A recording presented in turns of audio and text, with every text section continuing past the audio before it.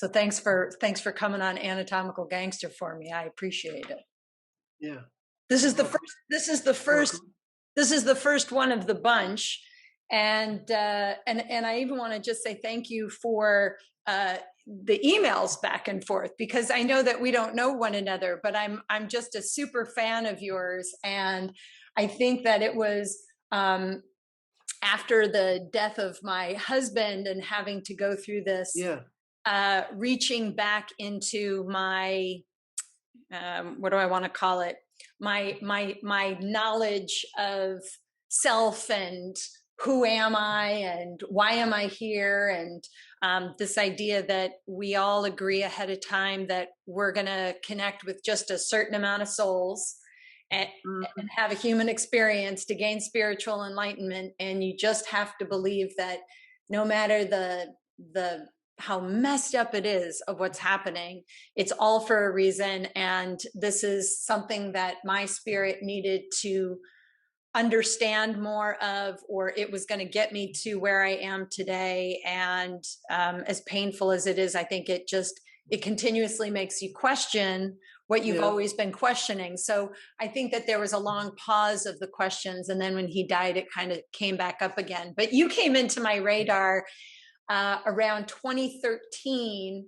I had just written Washington. 2013. The way that I found you was around 2013 from Tom Findlay. Okay. And I had, we were just having, one of those existential conversations back then about the developmental phases of the human body. And I said, I can blame my parents for me being here, but I'm pretty sure I put myself here. And once their egg and sperm came together, it's kind of like the Big Bang Theory. And my understanding, and we were in this conversation about fascia. And one of the things I do in a lot of my presentations is I have an image of a fetus inside of a female's body, inside the womb. And right next to it is an image of dark matter in the universe. And I kind of feel like fascia is the dark matter of our universe that is putting things together. Yeah. So, so I think that there's like all this sort of stuff. And so you are just the perfect person to start this season of conversations with. And and so that's what we're going to kind of rap about, if that's cool with you. Yeah, but what makes me nervous is that usually I'm the one to push the button and start to talk and tell what I have in my mind. But this time I'm curious what you will have to ask. What do you want to know? And that makes me a little bit nervous that I'm no longer, controlling things.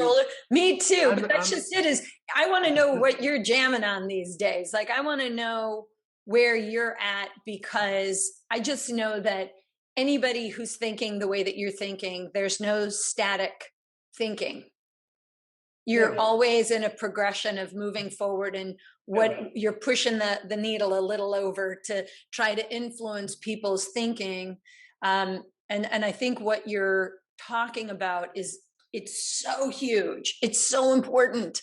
And I don't think people are talking about it. And to be perfectly frank, I've never actually had the opportunity to talk to a phenomenologist. I just love that you have that title. So I want to talk about that too. There's just so many things that we could chat about, but really what I think this is less of an interview and more of a conversation. Well, I have to mention that it's very difficult to talk about phenomenology. It's more an attitude, it's more a way of doing, a way of thinking. So that's what I often do in my courses, to help people to exercise, to practice phenomenology, because talking about it makes it so theoretical. It's more that you follow your heart and you take also for serious the things as you experience them. Not only the things as you think them or you think about, but also take for true what your senses are telling you. So it's more a matter of attitude, phenomenology, than something to talk about. Well, yeah, I mean, if I'm right to say this, the way that I understand phenomenology is it's the study of structures of consciousness experienced from the first person's point of view, right? So it's kind of like understood either two ways: as a disciplinary field in philosophy or as a movement in the history of philosophy, which to me is huge. I mean, where does that even? What are we saying there, right? Yeah. Well, okay. The phenomenology is, let's say, the science of the primary reality, the world of senses, where natural science, let's say the regular science, is more the science about the things as we analyze them, and not of the things as we experience them, but how we think them. So like how we have two realities, right? How we have a sensation. Yeah, but for me it's important that the reality of science fits in the reality of phenomenology, but in the reverse not. I mean that scientists exclude a lot of things that we feel or see or sense, and so that's for me always the struggle. That's always the question that I had, that science always comes up with new data and new facts, and how can I fit them in my phenomenological concept? But the other way around is very difficult to that's what I have with my colleagues. They it's not that they do not it's not that they reject me, but they cannot think the way I'm thinking, and then it's difficult to talk with them because we speak a different language. Well, and I think that's it. Yeah. But when you talk about embryology, right? I mean, I remember many years ago, I actually had asked Tom Myers, if I wanted to learn about embryology, what should I do? And he said, read the book Embryogenesis, which is this thick and the writing is small. And it took me about 3 years to get through it. And I can't really say that I got the answer that I was really looking for, when what I'm really asking is, and I know this is an existential question, but who am I? And what I mean by that is, who are any of us? And you're one of the ones that I heard you in some of the lectures where you had said that you had sort of another idea about a body. It's not, like that. I am not a summation of billions of cell divisions. I'm not the result of growth, right?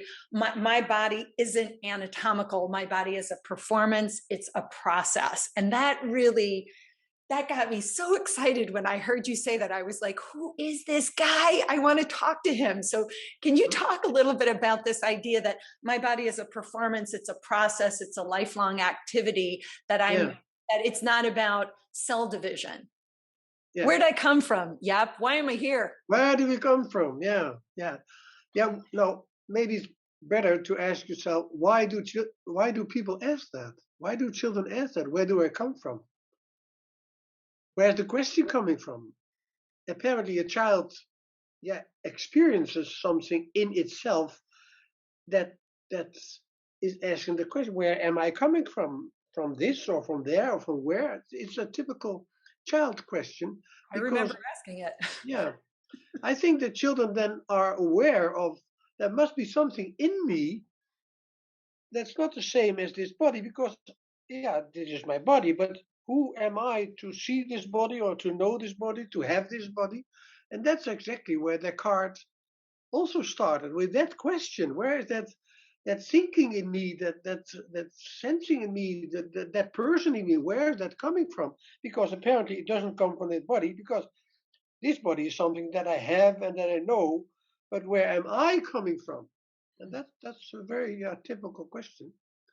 And just to go back to what you first said, my medical students for 40 years, they hated embryology.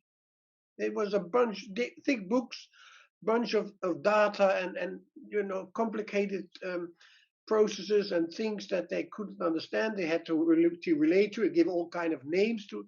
It's terrible.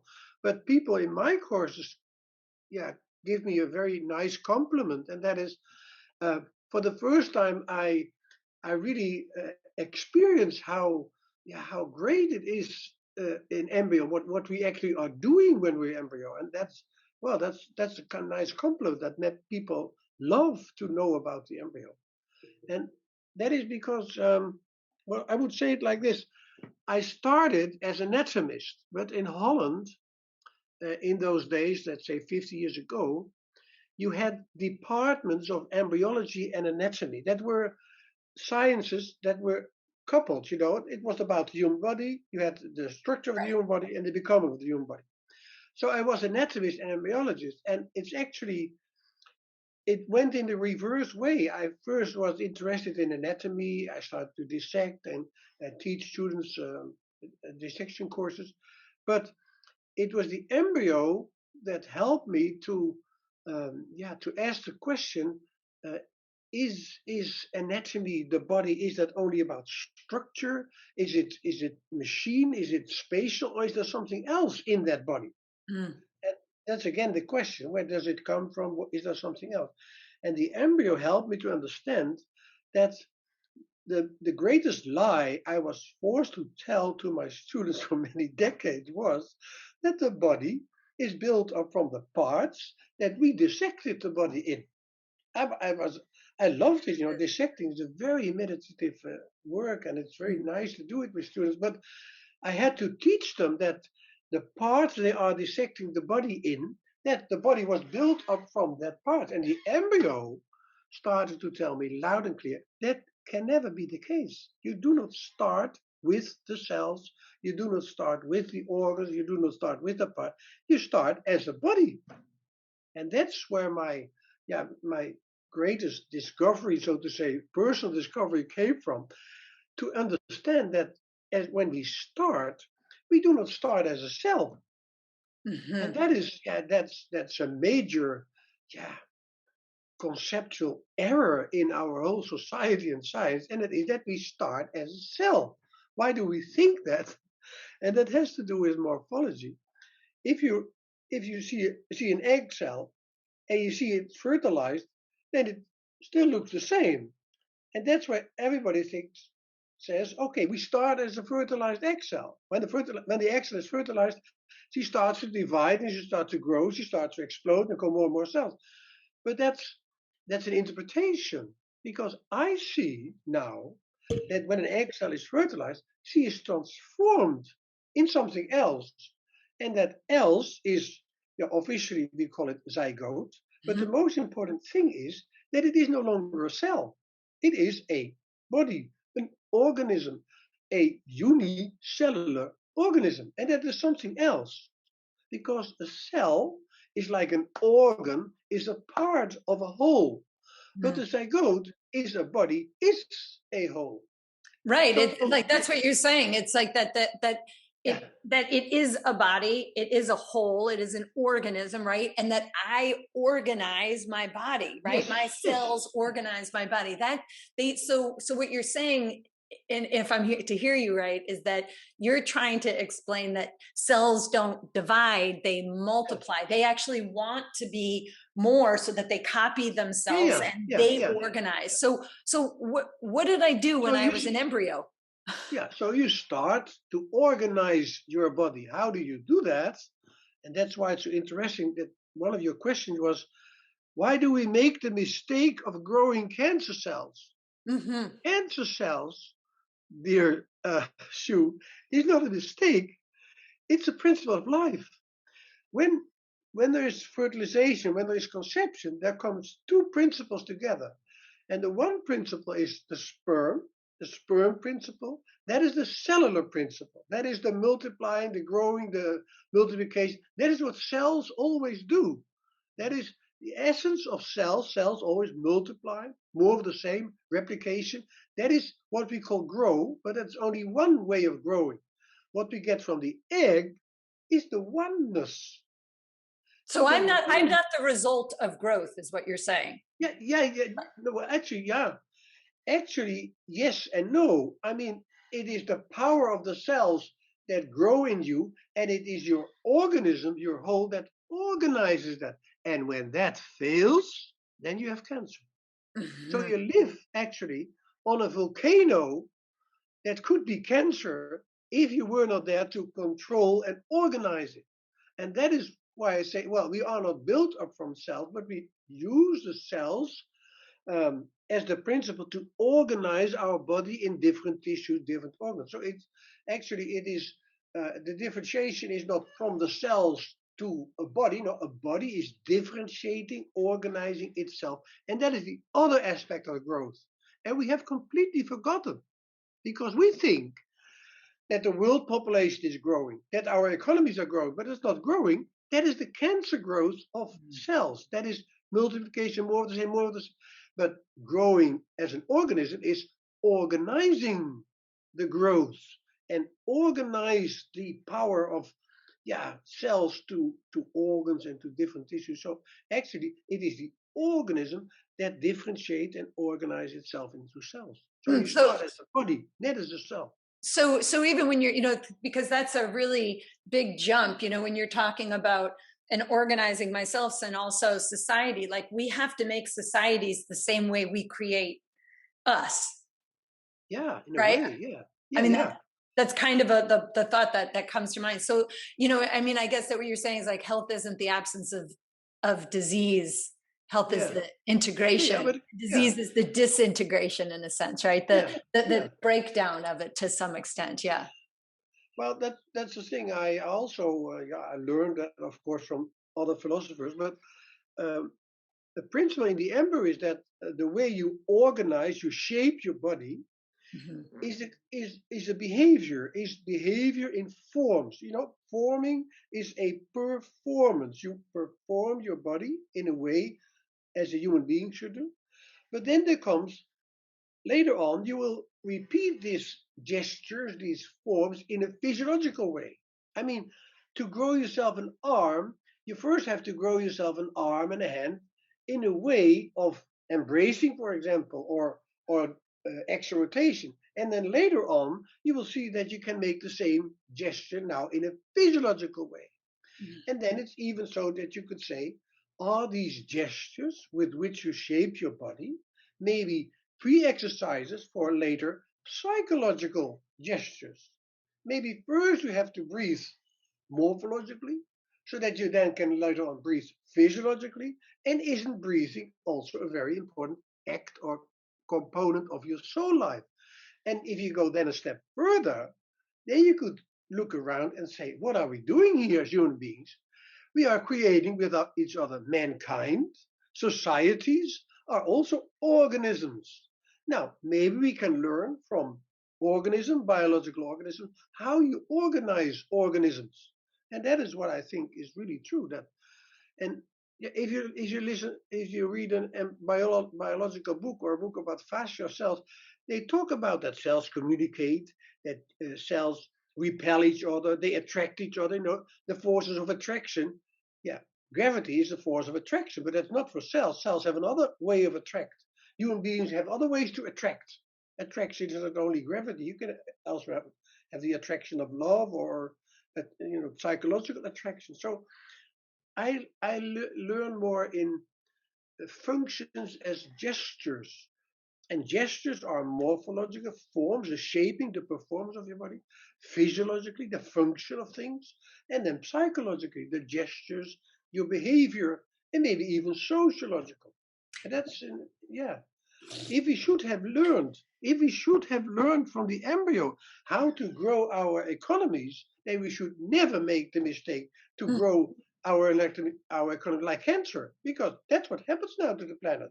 We become a malign tumor on this planet, and we are destructing it because we follow the rules of the cancer, of the explosion of cells, the power of cells. But that's not how we should grow. You should organize. I get that. I mean, you said so much, like that's so much to unpack in general. But I mean, one of the things I'm sort of, I think fascinated with, and how you organize that thought, is this idea that even in the womb, you're creating gestures and you're repeating movements over and over and over again from the get-go.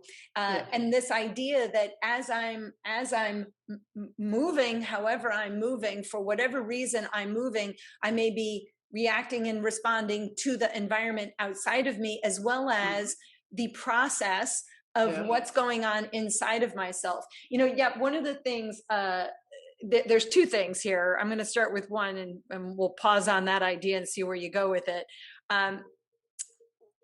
This idea of if I'm a process that I'm not made by my parents, I'm developed, I come through my parents, right? And I heard you once say, if I heard you right, that I died at birth out of my placenta. And I remember hearing you say something where you said the placenta, the embryo, is creating the placenta both to take in nutrients and information from the mother, but to also protect itself from the mother. And that just talk to me about this idea that I produce my placenta, because that, to me, when I heard you say that, I thought to myself, that sounds exactly right. Why would my mother produce a placenta? No, I produce that placenta to take stuff in and to protect.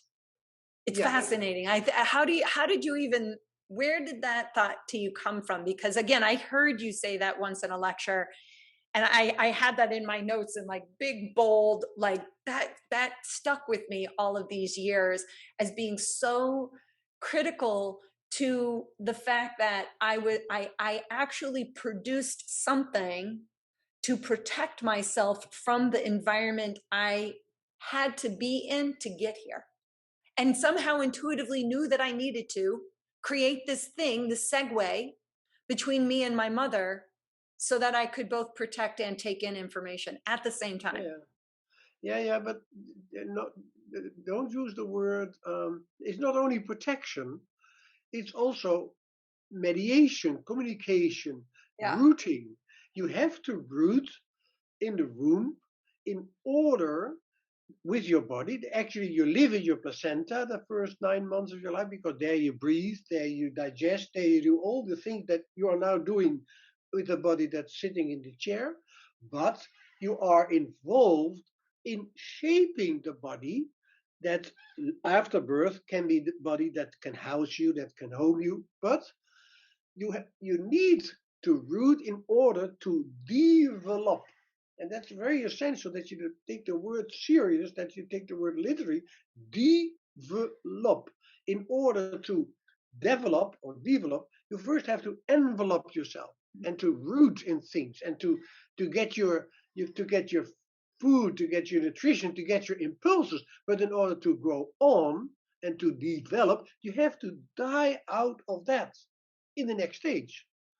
And that is, so birth is a gesture of development that is at birth repeated physiologically. But I can show you that already in the 5th and the 6th week, you make the same gesture of enveloping and develop out of it already in the 5th and the 6th week of your prenatal development morphologically.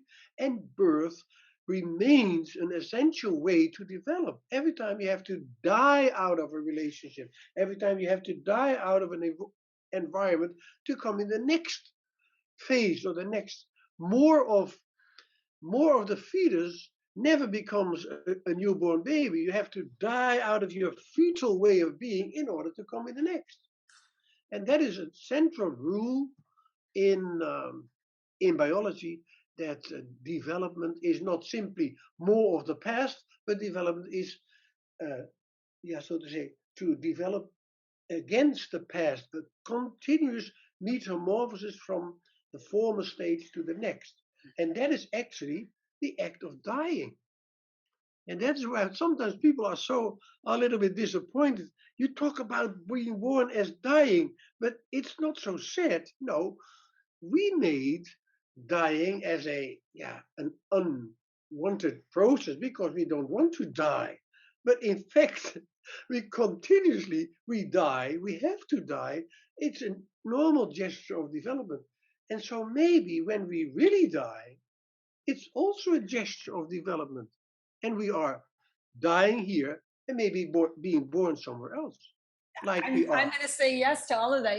I mean, I said it at the beginning. I always think the thought I have here is there's only 3 reasons that you would have an experience. If you had a near-death experience, somebody dies, or Yeah, you have a psychedelic experience, right?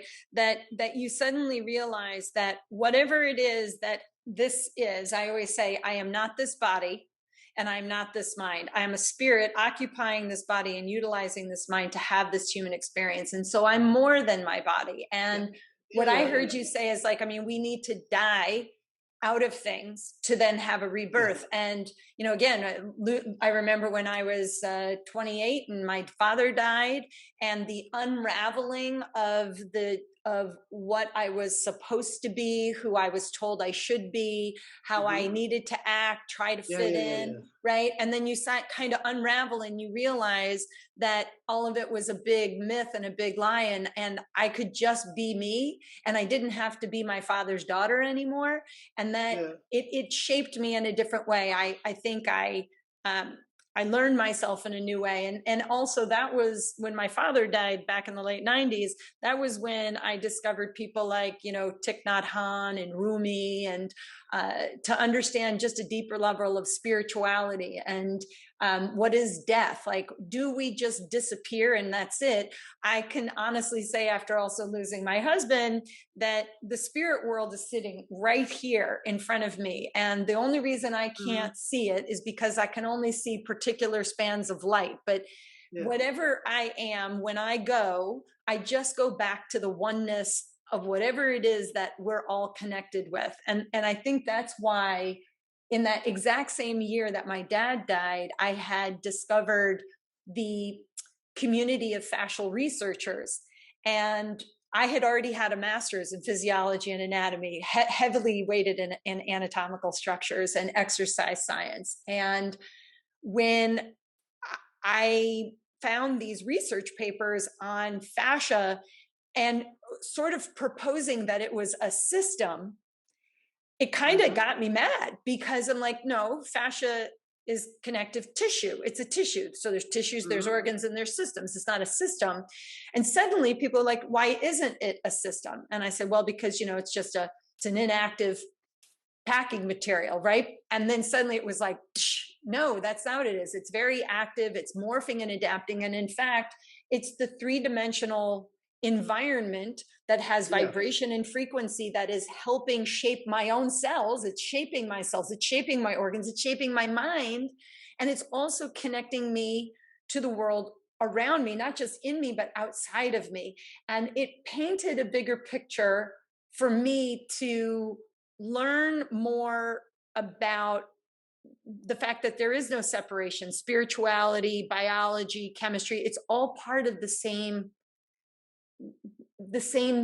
being, that I am part of a bigger whole. I am not just an individual. It's not what I do in this lifetime. It's who I connect with.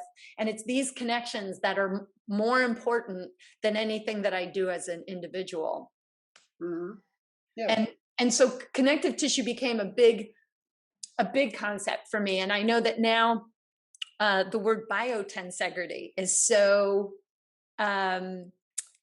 popularized now. And you're someone who also spends time with the Biotensegrity party and the Biotensegrity folks. And some of them are even talking about bones as starched fascia. What is your take on connective tissue when it comes to our development and how to define who we are and how our cells migrate? You already said it yourself. I think that fascia, for me, connective tissue, fascia is the primeval dimension of my innerness. You know, it's the fabric, it is the matrix in which I develop, in which I live, in which I create my organization, and which also mediates my organization.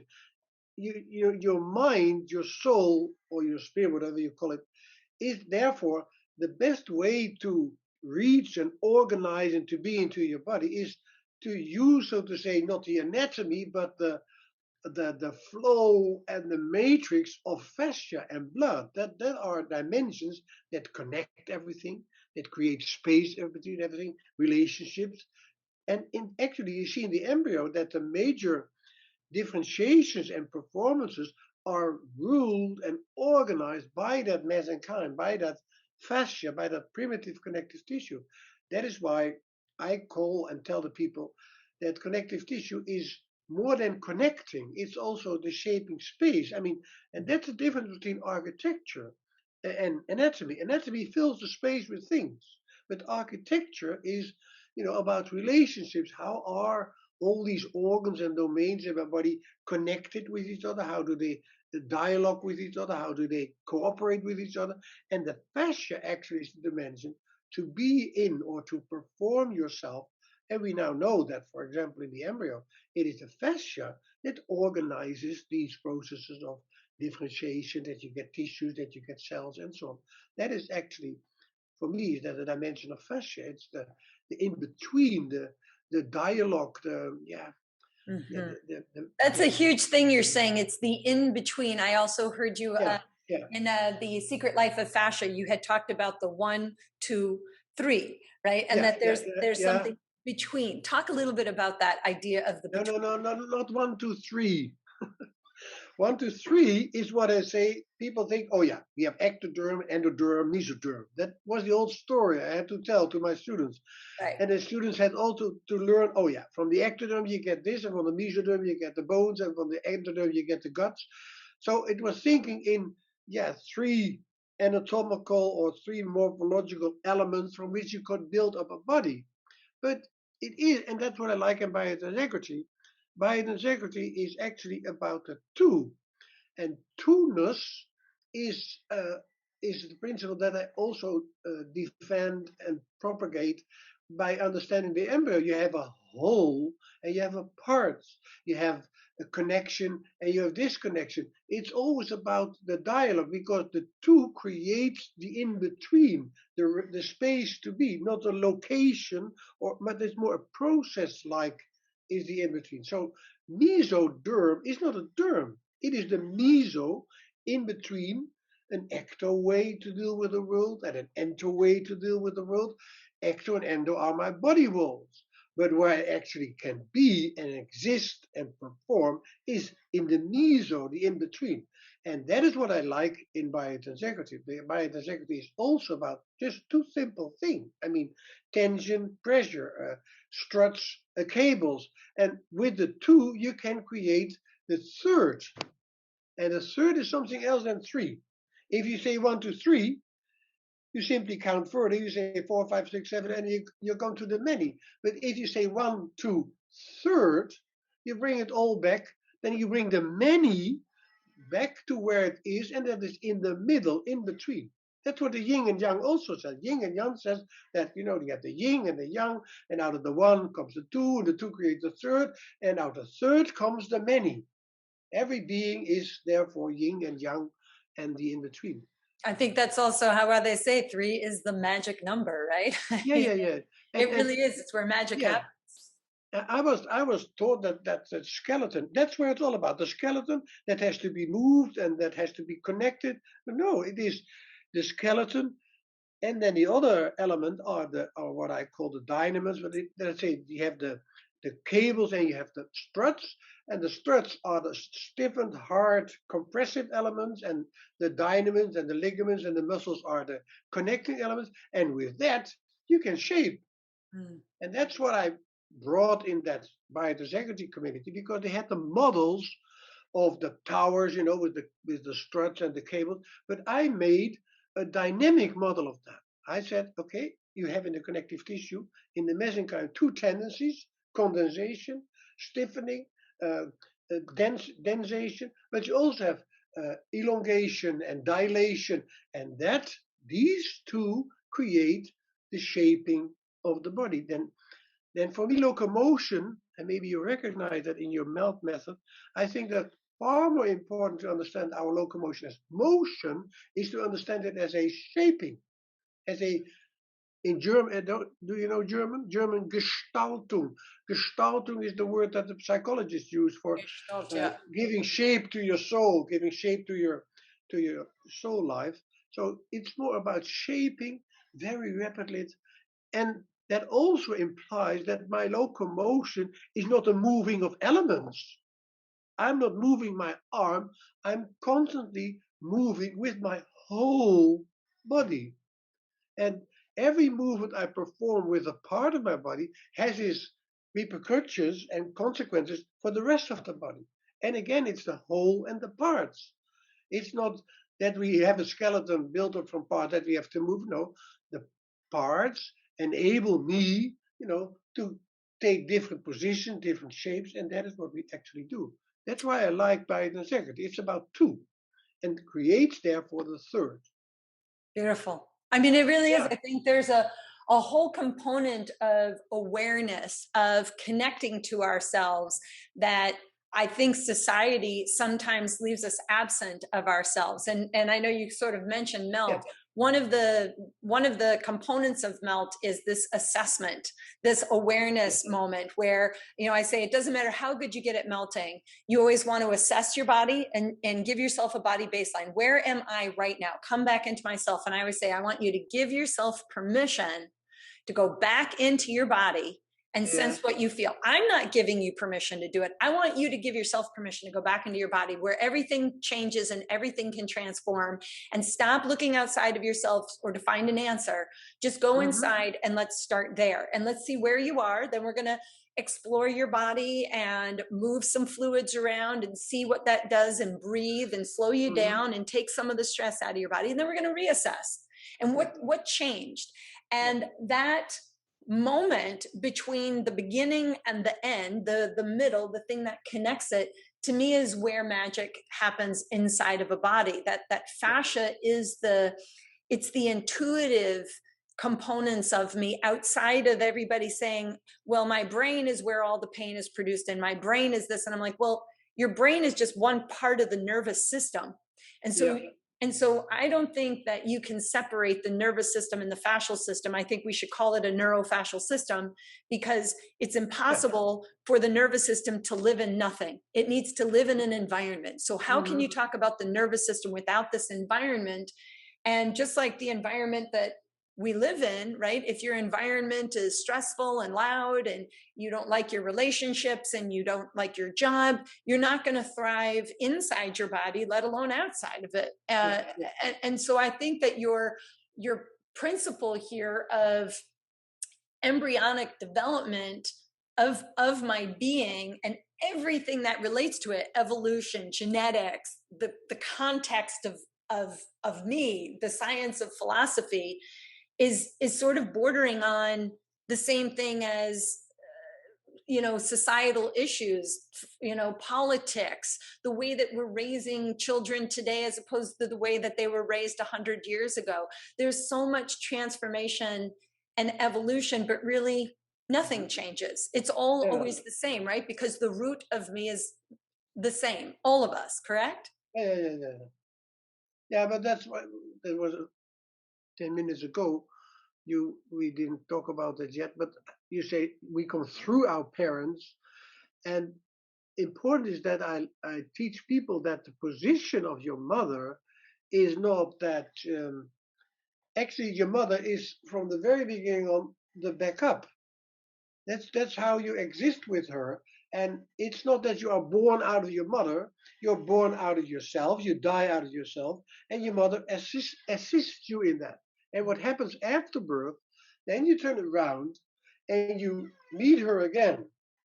And that is what we a whole life on have to do with our parents and between parents. It's constant, the backup. You can do it, you can go, and not block the child by putting yourself as an example. You have to be like me, or you have to become. No, your mother and your father have to be primarily back up and constantly provide you with the impulses and the nutrition that you need in order to become yourself. So it's very important how you think about making children, or how children are, where they come from. Because if you really think that you make them, then they are your possession, and they're just empty buckets that you have to fill with your own frustrations that you could not avoid. But if they are coming through you, you have to be humble, and you are, like Khalil Gibran says, that you only are the bow, from which these arrows are sent away. So you are a very important condition for your child, but they are not your possession. They are not your yeah. You have to serve them. That's another attitude that is evoked by how you think about conception. Conception is the moment that the conditions of sperm and egg, of father, mother, are what they come in dialogue, and then they create a possibility where the matter is opened for a spirit, a human being, an impulse to connect with. And that is why I say, well, we are not making our children, we make them possible. And they do not come from us, they come through us. Mm. And if we would be more aware of that, how different would our society be? So different, I think, because there's a difference between action and reaction. And saying, "Oh, my child is just like me," or "I can't believe that my kid is doing these things," and I'm like, well, I can look no further than watching how you're reacting to your child to realize why they're doing this thing. But you can't see it. It's like we can't see the weed through the trees, right? We can't see what's really happening in our own environment unless you're really doing that work and you're thinking it through. My mother was just here visiting for Mother's Day, and I heard her a number of times, the way that she would formulate a sentence or a thought, or how she would begin a question. And I thought to myself, I think now I know where I get that. I see her do, and I realized long ago, like, I'm watching her still do those same habits. And I know that I don't do those habits any longer because I'm aware of where it came from and how those habits have not changed in 80 years for her. Yeah. In fact, if you keep doing the same thing, right, there you are, and you're always doing it this.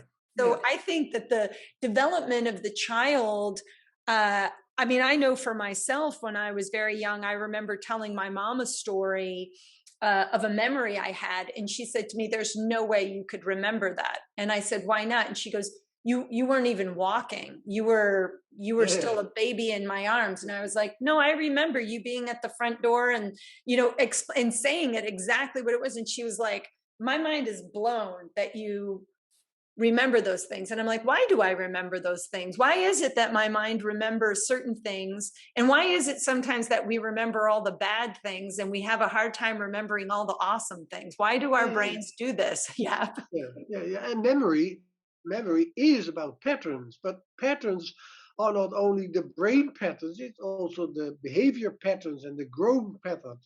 That are the patterns that you remember, that are stored in your memory. Actually, your whole body is memory of what you did, what you performed, and that there are levels, there are hierarchies in that memory. And the final way to memorize is to remember that you can remember facts or events in an abstract way, but your whole walking, your whole acting is performing your memory that you pre-exercised as an embryo. It's so simple. It's so simple. And I love the idea of that. Well, we are performance. But take care. That's so simple. That is often the protest, the objections that my colleague in the university said, Jaap, it's too simple. It's too simple to think that you can create a whole human body with two elements, with a sperm and an egg, with heavens and earth. It's possible. It's not simple. With the simple, you can explain the complex, but with the complex, you can never explain the simple. So that's right. Well, and I mean, I think if you can't explain something simply, then you don't know it well enough. And that's just it. Is when when you've presented these things, you make it seem so. It almost sounds obvious. Like when I've heard you present, and I'm like, God, that just seems so simple. How come we don't explain embryology this way? Why? Because it doesn't make sense to me that all my cells are doing is splitting until I've got 1 billion cells and I have this rapid fire explosion and I'm developing so fast in those first few months. My God, we're developing at such a rapid pace. But I think it's like, I sort of think, my gosh, as I began, once I began and I was here to have this human experience, I think my cells get excited. And so they're multiplying because they're like, I love what I look like. Split again, split again, split again. Where will I go if I keep splitting and I keep multiplying? What will I become? And so to me, I think life is an inquiry into the question of who am I and how can I be here? And again, I guess just at 50, I'm in this place where I'm just certain not one of my contributions is important. What is important are the connections that I've made because of the things that I've done. It's the connections that to me are making my life rich with importance and meaning. And when I am gone from this human experience, I always say, don't cry for me. Trust me, I'm still going to be here. I just won't be in this form. And in fact, I'll be excited to not be in this form because I'll be bigger. I'll be able to reach more and I'll be able to understand more than I can right now. Because life is such a fleeting experience. It's so tiny a bit of time that we get to be here. And if you get to be here for 100 years or more, it's a fascination to me that it's and there's a reason, there has to be a reason that some of us live so long and some of us don't. And in every death, I think people don't really they don't die because we keep talking about them, right? Yeah. We keep them alive, and in a sense, that's the connection that is always, and you cannot separate. Like I can't separate myself from the things that are around me because I am part of nature, and I always feel so much better in nature. I mean, I feel the frequency better in nature. What do you think when you have people who are wanting to understand, because this is both philosophy and psychology, how do you explain the philosophy of being beyond the form? Do you ever talk about that, the spirit of me instead of just the form of me? Yeah, but yeah, form is the one thing. The other thing is time. We like that's the secret of every living being. That's what living beings make them different from things, is that they appear in time. I mean, you don't only have a physical body of matter and anatomy, but there's also a time frame in you. Call it etheric body or whatever. But you have to appear in time, and you are, in a way, your whole life is an appearance, an expression of what is in you. And you must be honest, stating that when do we become ourselves? Yeah, when we die. I mean, then you know who was there. Your biography. That is what you actually makes you different from the others. That's actually what makes you human. What you bring to appearance in your lifetime. That is actually, yeah, and that you could call that spirit because it's not produced by the body, but it's performed with the body. And you actually your whole biography is a performance, an appearance in time. And that's what people often forget, that brains produce thoughts, or that brains produce memories. That is too static, that is too anatomical. You have to think in living organisms in time, appearances in time. You're never ready. I get that. It's big. It's huge.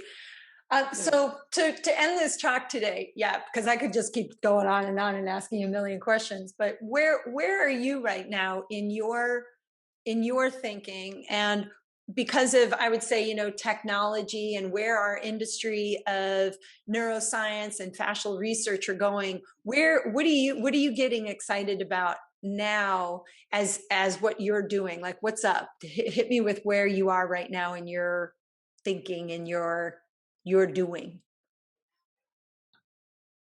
Yeah, still with the same questions that I started with. Questions and doubt. Doubt is important. Of course, I doubt a lot about, what does it mean? What is it going to? But one other thing is that the gift of becoming older and repeating things is that you more and more get to the essence.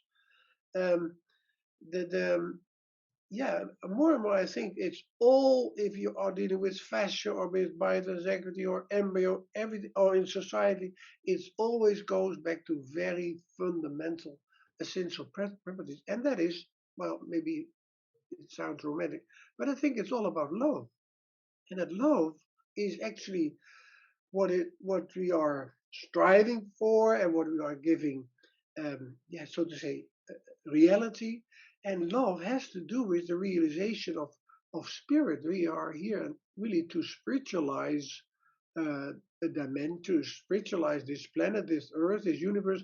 Maybe that's where it's all about love, about consciousness and realization of the spiritual. Maybe that's our future. So now, one of the things that happened to me is that it all becomes more and more essential, essential polarities, essential, and it gives a kind of joy of recognition. See, it's always the same theme. It's always the same. Yeah, you can always solve the problems in the same way, but of course on different levels.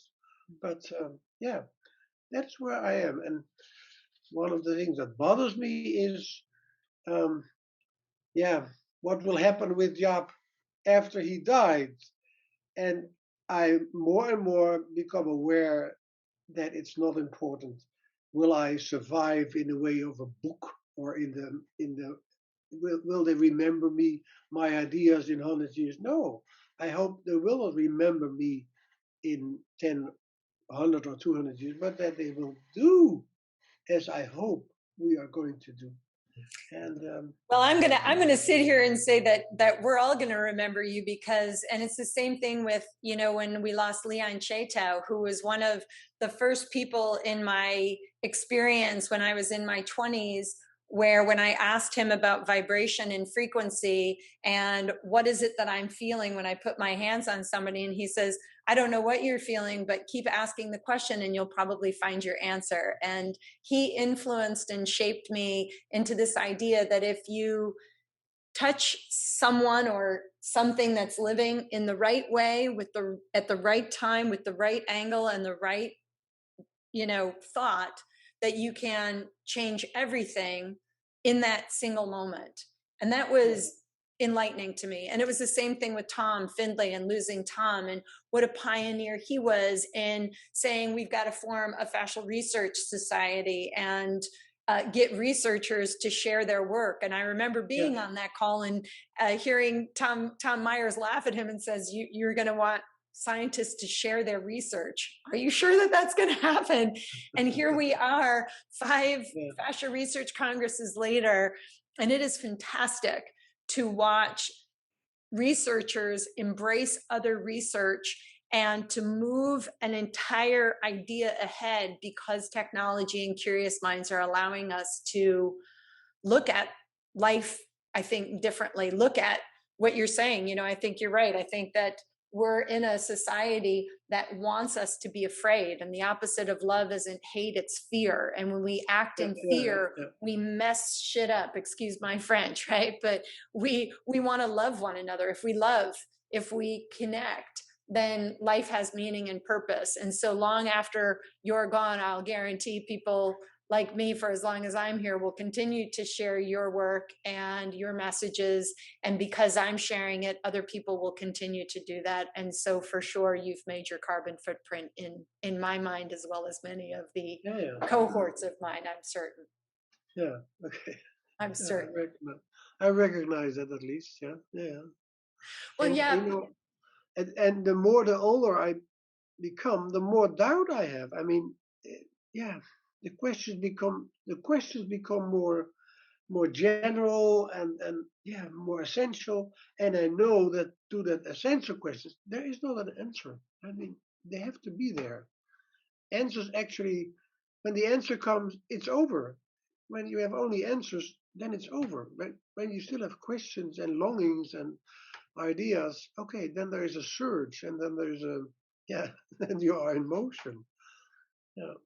I guess that's it. I think that's the beauty of life, right? We're in that constant state of motion, right? That's I think our purpose in life. Just like you say, a Rumi quote of, you made the body cell by Yeah, cell. we develop the body. Yeah, the Yeah, body. No, the body developed out of us, not we from it.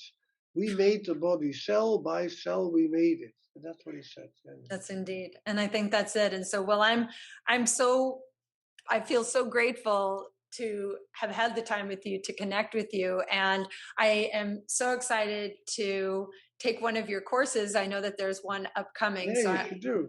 yes, definitely. I would love to. I mean, it's been an interesting couple of years with COVID and moving trainings online and trying to maintain a business and a life and all of these things that have changed in my world. But I just know, because of people like you in these moments, in the present moment, that I'm exactly in the right place and I'm exactly doing the right thing, because everything just feels very aligned to me because of these sort of conversations I get to have with people like you. Okay, yeah.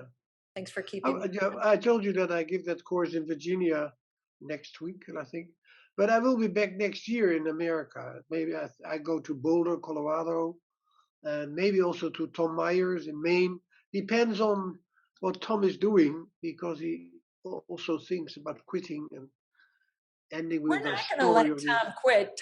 I'm going to talk to every time I hear somebody and he says it sometimes, I'm going to quit. I said, nah. Like, you've got so much stuff still to do. Wait a minute. Yeah.